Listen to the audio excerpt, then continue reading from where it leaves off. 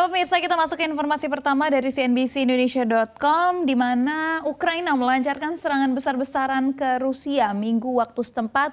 Dalam laporan Kementerian Pertahanan Rusia, setidaknya 109 drone telah ditembakkan Kiev dalam sehari ke beberapa wilayah, termasuk perbatasan kedua negara.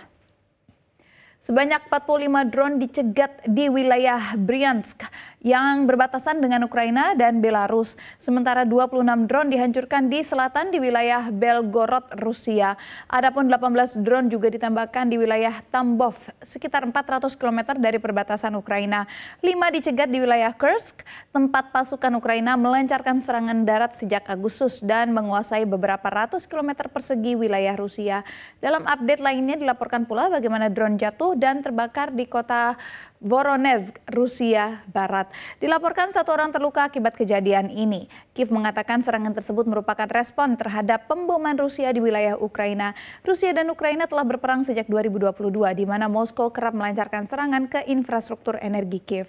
Sementara itu, Presiden Rusia Vladimir Putin memperbarui peringatannya ke Pakta Pertahanan Atlantik Utara atau NATO.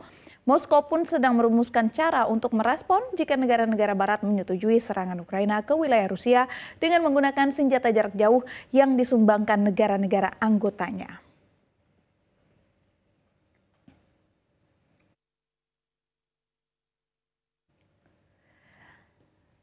Tanda perubahan iklim akibat kiamat pemanasan global sudah ada di mana-mana.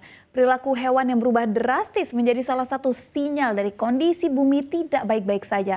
Salah satu tanda tersebut yakni munculnya paus pembunuh atau orca di lepas pantai Afrika Selatan. Mamalia raksasa tersebut diketahui gencar memburu dan membantai ikan hiu putih raksasa. Para peneliti menilai perilaku aneh orca adalah bukti dari adanya gangguan pada ekosistem laut. Salah satunya adalah akibat permasalahan kiamat perubahan iklim. Ia menjelaskan bahwa aktivitas manusia seperti perubahan iklim dan industri penangkapan ikan membuat ekosistem laut terganggu. Dalam sebuah makalah yang diterbitkan di African Journal of Marine Science merinci peristiwa pembantaian hiu putih oleh orca yang terjadi pada Juni 2023 di lepas pantai Afrika Selatan. Tim peneliti menyaksikan seekor paus pembunuh jantan yang dinamakan sebagai starboard mendekati hiu putih. Kemudian paus tersebut mencengkram sirip dada kiri dan mendorong hiu tersebut beberapa kali sebelum akhirnya mengoyak isi perutnya.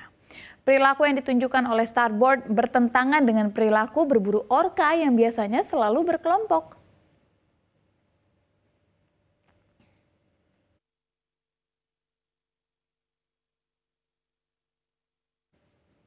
Kita beralih ke informasi lainnya pemirsa. Beberapa ekonom mewanti-wanti Presiden Prabowo Subianto tentang adanya resiko yang bisa mempengaruhi ekonomi Indonesia jika bergabung bersama dengan kelompok Brazil, Rusia, India, China, dan South Africa atau BRICS. Salah satu ekonom yang menyampaikan potensi resiko ini ialah Direktur Eksekutif Center of Economic dan Law Studies atau CELIOS, Bima Yudhistira. Ia menitik beratkan pada makin besarnya resiko ketergantungan ekonomi Indonesia dengan China. Sebab saat ini saja impor Indonesia dari China sudah melonjak 112,6% dalam 9 tahun terakhir. Dari 29,2 miliar dolar AS pada 2015 kini menjadi 62,1 miliar dolar AS pada 2023. Sementara investasi dari China melonjak 11 kali pada periode yang sama. Indonesia juga tercatat sebagai penerima pinjaman Belt and Road Initiative terbesar dibanding negara lainnya di tahun 2023. Sementara itu, Direktur Eksekutif Center for Strategic and International Studies, Yose Rizal Damhuri juga menilai Indonesia tidak perlu masuk menjadi anggota BRICS karena sudah menjadi anggota G20 yang secara skala ekonominya lebih besar daripada BRICS. Menurut dia, kondisi ekonomi di Indonesia itu berbeda dengan negara ASEAN lainnya yang masuk dalam sebagai mitra BRICS, seperti Vietnam, Thailand, dan juga Malaysia. Yose mengatakan ketiga negara tetangga itu bukan anggota G20 sehingga perlu mencari corong saluran diplomasi di tingkat global.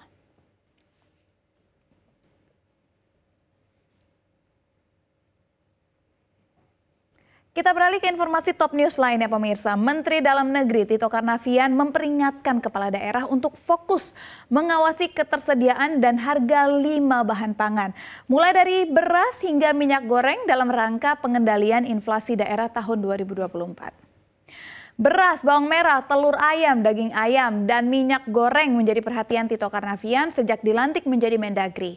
Secara khusus, Secara khusus maksud saya terkait beras, Tito mengingatkan agar kepala daerah tidak berdiam diri, terutama daerah zona 3 kawasan timur Indonesia, meliputi Maluku dan juga Papua. Untuk kepala daerah langsung bergerak cepat ketika terjadi lonjakan harga dan melakukan gerakan pasar murah, lalu gelontorkan juga sebagian cadangan ke distributor dan pengecer, serta memastikan jangan ada penimbunan. Sehingga pengawasan ketat harus ada hingga ke tingkat kejaksaan dan kepala dinas perdagangan di kabupaten kota. Menteri Tito juga memerintahkan Badan Pangan Nasional dan Perum Bulog agar menggunakan data PPS dalam menjalankan program-programnya.